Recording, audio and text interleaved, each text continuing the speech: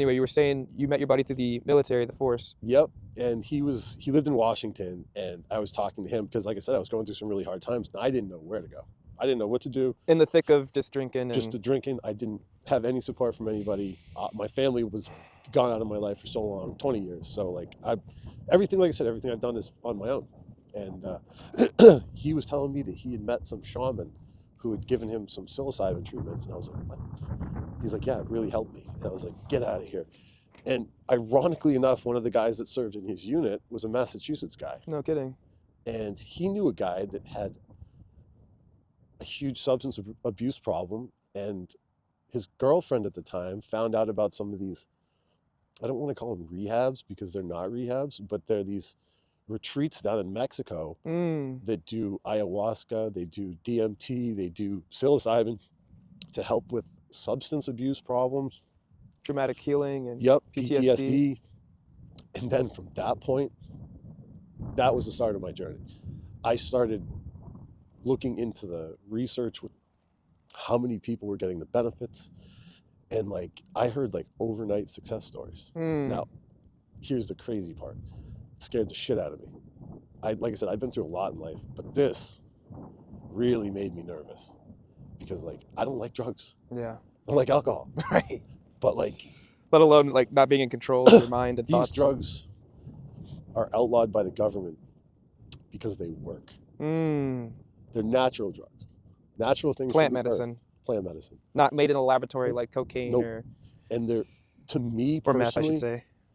All the research and all the interviews I've watched people that have been through the treatments, not one person have I said they're like, yeah, this was awesome.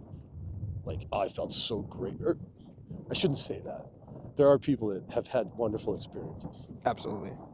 But for the most part. For the most part, it's a lot of negative experiences. Traumatic experiences. Traumatic. I wouldn't say negative because negative implies that it's bad. It's bad. And that's an interesting distinction because we can use that trauma in a positive way. Yeah, well, that's the whole point of these treatments is you have to face some of the darkest parts of your life, and you can't hide from it. So I started doing my research. My friend introduced me to a kid out here who got into that community. And at first, I started doing microdosing with psilocybin, mushrooms. Yep. You jumped into microdosing. Okay. Microdosing was the first thing I did. And how'd that make you feel? The first day I did it, so the gentleman that I had met was very, very skilled at this particular art. He had, everything was measured out precisely. He was very, like I said, he went down to Mexico and got involved in the community. He was pretty much a shaman. He was a shaman. To this day, I'll say this, I thank God that I met him because he changed my life. Wow. And so we got to rewind a little bit. So I actually met this kid, and it took 2 years, fast forward, to get to the point where I did my 5-MeO DMT treatment because he wouldn't just do it. He's like, you're not ready. It's a big thing you got to prepare for. So if you've never even done anything, you don't want to just jump into 5-MeO DMT. For those who don't know, is considered the strongest psychedelic in the world, next to salvia. But yeah, it's nothing to be scoffed at. It's nothing I would advise anybody to do, especially if they don't know what they're doing. Yeah, this is serious. That's some deep stuff right there. So before that, right, you're talking about you were microdosing. I did start out microdosing on mushrooms. And did that work? It did. Believe it or not, it did. I stopped drinking. No way. But I stopped for like a month and a half.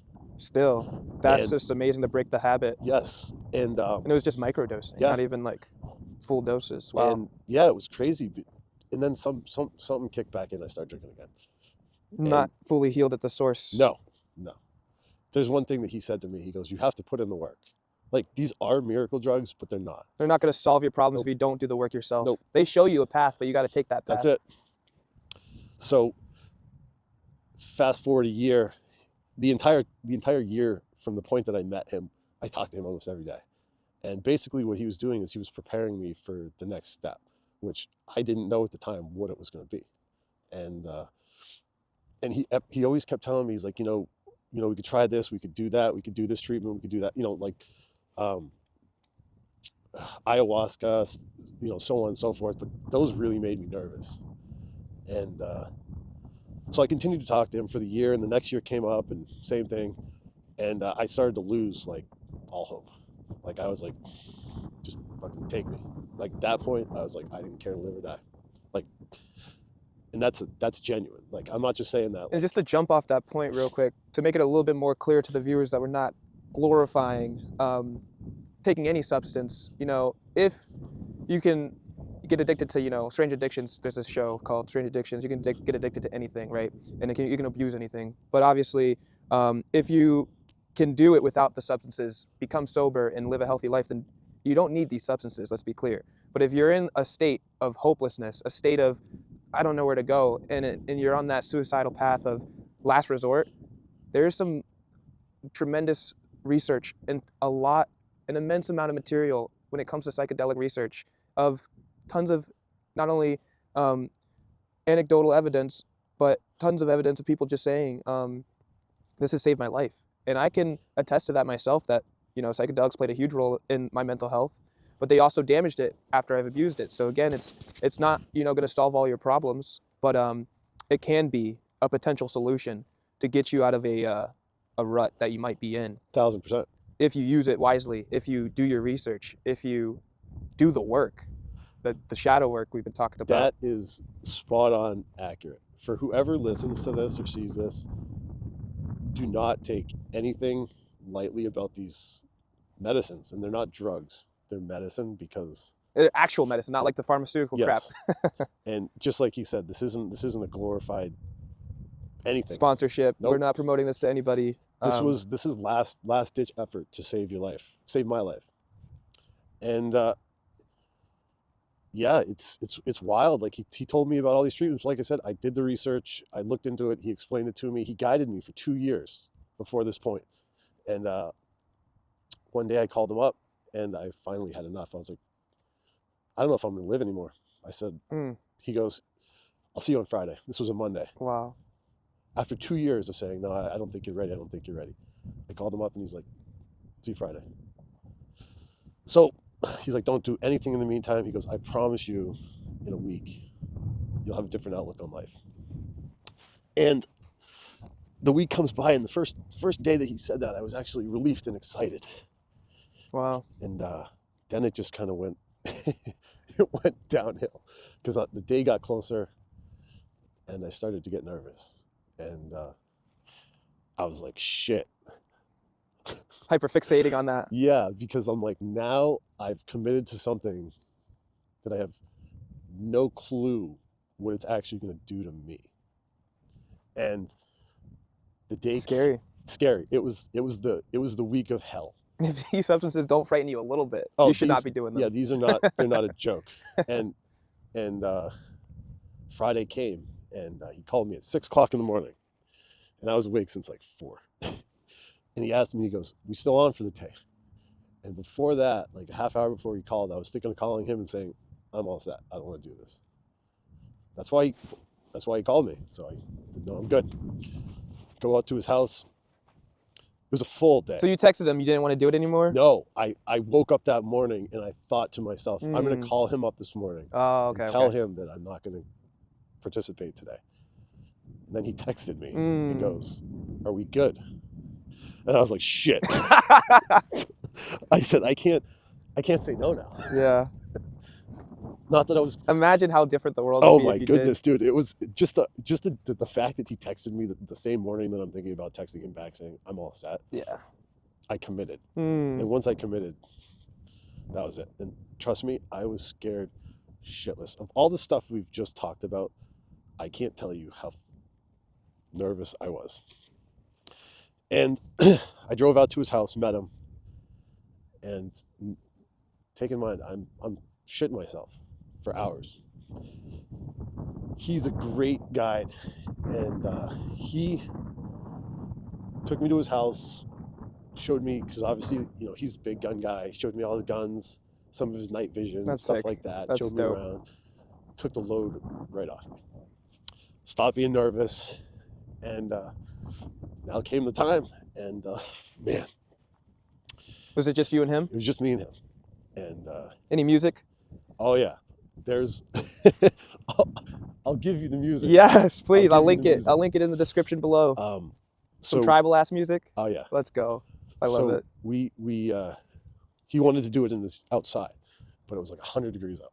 So I was like, let's do it inside. So we went. 100 degrees. Yeah, it was summertime. Where was this at? In Western Mass. Oh wow. And so he comes in and he does his cleansing thing with I don't know what he was using, sage. Sage or something, yeah. Put on his spiritual beads, his spiritual clothes, turned on the music, cleansed the spot we were at, cleansed me, cleansed himself. And then that was the start of the ceremony. And then came the time to take the Bufo. It's called Bufo, 5-MeO-DMT. And I sat up and he said, you have to inhale this for 10 seconds and then hold it and then lay back. What are you using to smoke out of? It was like one of those little glass weed pipes. Wow. And it was like this clear crystal-y powder. Yep. Did he mix it with anything else? Or? So what he did is he took a little cigarette ash and he put it in the pipe first so that it wouldn't fall through. Yep. And so I sit up and now he's completely controlling this so you can't pretend like he took right. the dose He's you right need to there take. with you, yeah. He lit it and he didn't make you do anything. But he says, inhale for 10 seconds. So I inhale for 10 seconds. And then he's like, lay back. So I laid back. And I'm laying there and the music's going and I'm sweating my ass off. And I'm like, sounds like a good time. oh, it was something else. I'm like, man, I felt like little pins and needles. Mm-hmm. But that was it. And like seconds later, he's like, it's not hitting you. I'm like, I don't know. How do you know? He goes, you're not moving. I said, I'm not moving. He's like, yeah. I'm like, all right, well, let's do it again. So this time I sit up and let's just throw this in there for anybody that's thinking about this. It tastes like shit. Yeah. Like the disgusting taste. I can't even describe it. Kind of smells like, the best way I could describe it is it kind of smells like your grandma's attic. Oh, gross. So I set up the second time. Same thing. Hit it. Did it smell like a familiar scent to you? Was it no familiarity? Nope. Okay. Because he had the sage in there. Okay, there's other scents going on. There was other scents going on. Okay. And, yeah, so I hit it the second time and I laid back. This time I laid back and I felt heavy. So now I'm starting to get in my head confident and cocky. Like this shit isn't going to do anything to me. Now the third time comes, so I sit up, and as I'm sitting up, I'm like, shit. I said, now that so I didn't say that this isn't going to affect me out loud. I thought this in my head. So I sit up the third time, and the second I sat up, I'm like, shit, this is going to really hit me like a freight train. You knew it. I freaking knew it. Did you get any goosebumps or anything? No, I was terrified. Oh, wow. Because I knew after saying that to myself. You're like, what am I getting myself into? No, I was like, this hasn't hit me the first or second time. This third time is going to rail me. So I sit up, and he calls it liftoff. Yep, or blast off, one of those. Fuck. Liftoff is an understatement. I hit that the third time, and before I could even lay back, I was gone. I was in a different place. Everything that I saw went. Was it like a blink of an eye, just gone? It was faster than the blink of an eye. I'd imagine like you got sucked somewhere else. It sucked is the perfect word. It was like a vacuum, just see you later. Hyperspeed. I couldn't even tell your surroundings anymore. No, I didn't even. I could feel that I hadn't laid back yet. So it hit me as I was laying back. Okay, there's still some sort of bodily recognition there. Yeah. So I lay back and I just saw the color of pain and fear. And the color of pain and fear to me through this journey was black. And he said to me, he goes, remember, I'm always here. You heard that? Well, he said it to me before. Okay. Because he knew at some point I was going to get liftoff. And he also told me, he goes, you're not going to be able to see. And I was like, you're full of shit. I said that to him. And so I'm in this odd, I don't know how to describe it. Some sort of state, black state. Yeah, black state. And I reached my hand out immediately, I guess. And I grabbed him by the hand, and I took his hand, and I put it on my heart. While you were in this state? Mm-hmm. Wow. And that's unheard of. Then the fact that you had bodily control in that state is, I've never heard of anything like that. Yeah, I grabbed his hand and I put it on my heart. And then I kept rotating it between my heart and my head. Wow. And it felt like the blink of an eye, and it was over. And I woke up. I don't want to say woke up, but like... What were you thinking before you woke up? Anything? Yeah, I was. Fuck.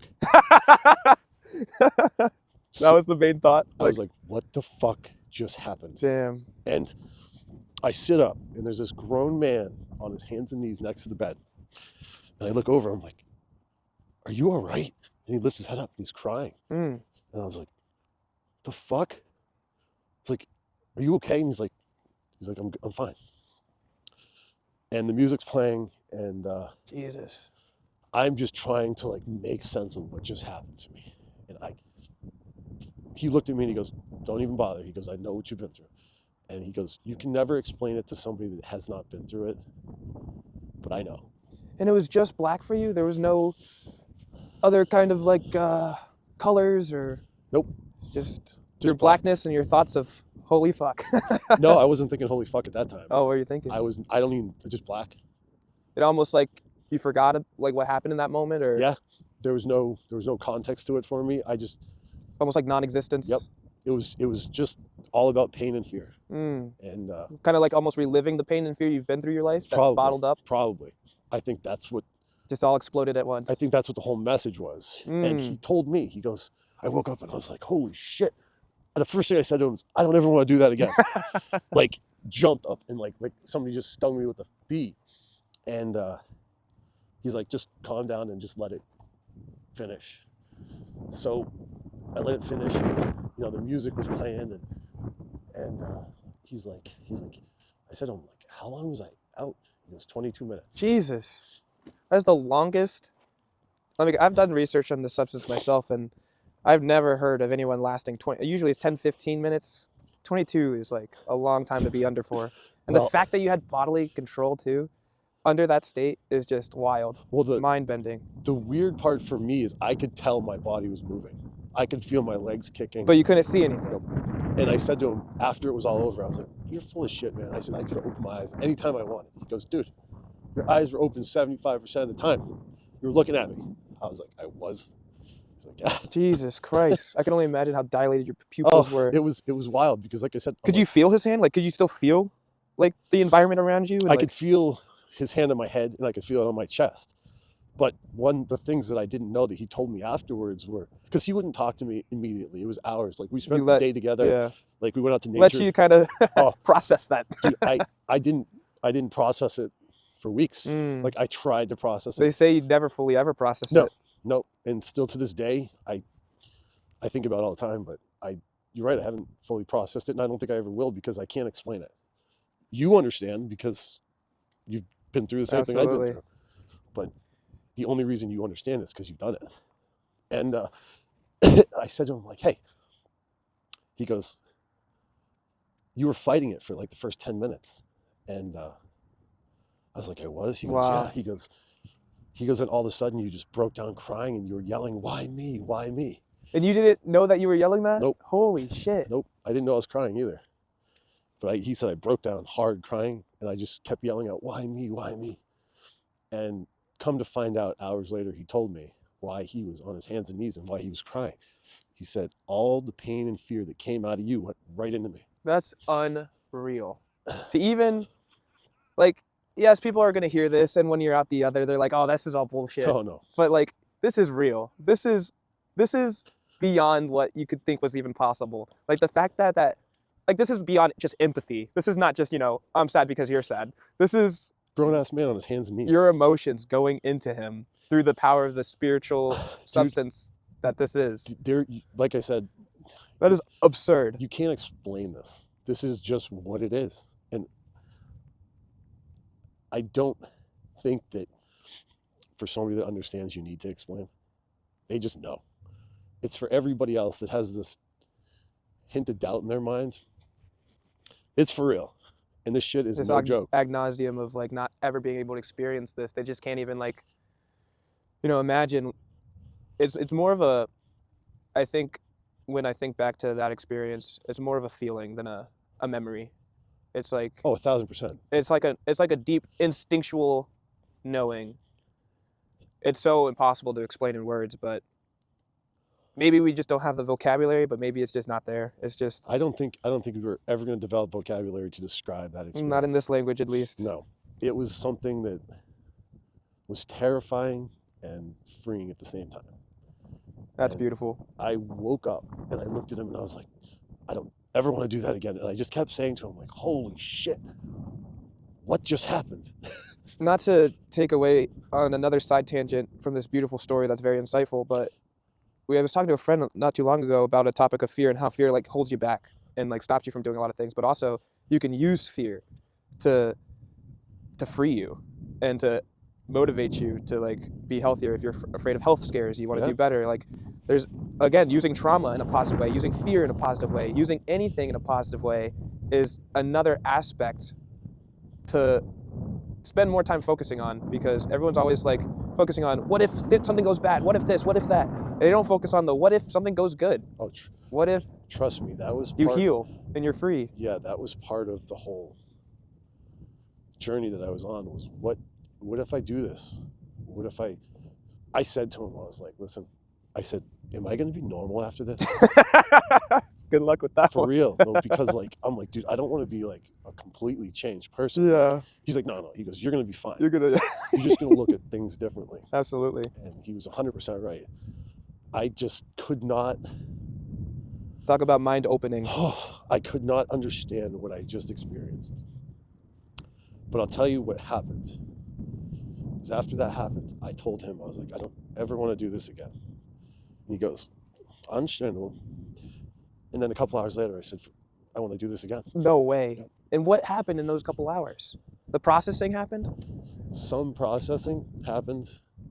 And I think I realized that there was more in there that needed to come out. It reminds me of hiking a mountain that's really big, and I hate it hiking up, and I'm like, I'm never doing this again. But when I get to the top and I see all the beauty,